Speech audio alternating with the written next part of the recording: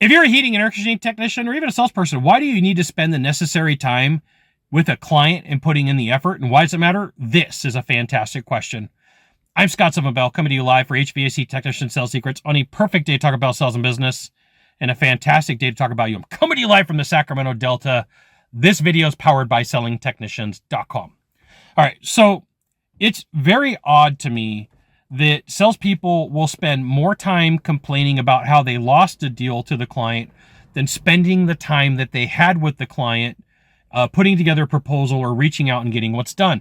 When I was a sales manager, I would always get frustrated. I'm like, you went out there, you spent the time. Why didn't they get a proposal? There is a crazy stat out there that says somewhere around 30% of sales calls, 30% of clients never ever hear from the salespeople after the sale is done. Now, I couldn't find attribution before I shot this video. There is asterisks on this somewhere. It may be like 29%. It may be 31%. But 3 times out of 10, that salesperson didn't do what they were needed to do and actually put out a proposal. You only have to be incrementally better.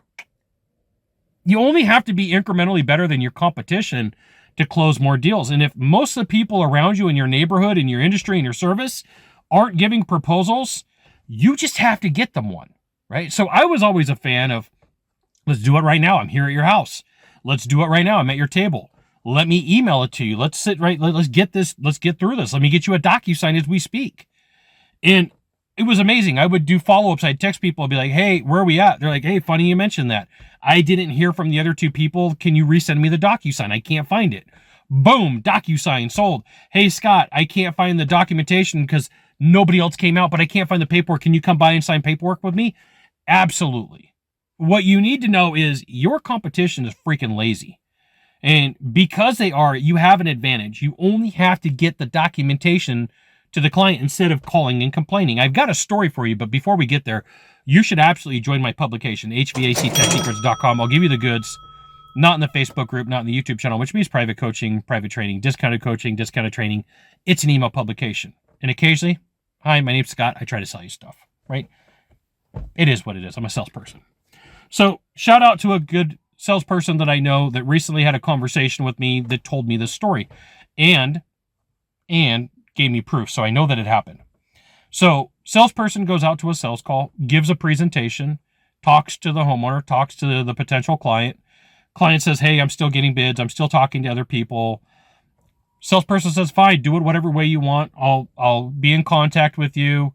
Is there any way schedule a call for me to follow up with you, book a meeting from a meeting? And they say, yeah. So salesperson reaches out whatever way that they did. And homeowner says, funny enough, I got to go over something with you. Sends them some screenshots. The competition who never bothered to go out to the home, the competition, and I'm going to use that term loosely, the competition who never bothered to put a proposal together starts ripping this salesperson's company. XYZ company is horrible. XYZ company license information. XYZ company insurance. XYZ company unhappy. XYZ company ratings on Google My Business. And it turned the client off to that salesperson and pushed them to the salesperson that I know. So salesperson 2, S no bueno salesperson, didn't even put in the effort. They spent more time complaining, more time whining, more time, not doing what they needed to do. If they would have just sent over a proposal or gone to the frickin' house, they might have gotten the deal.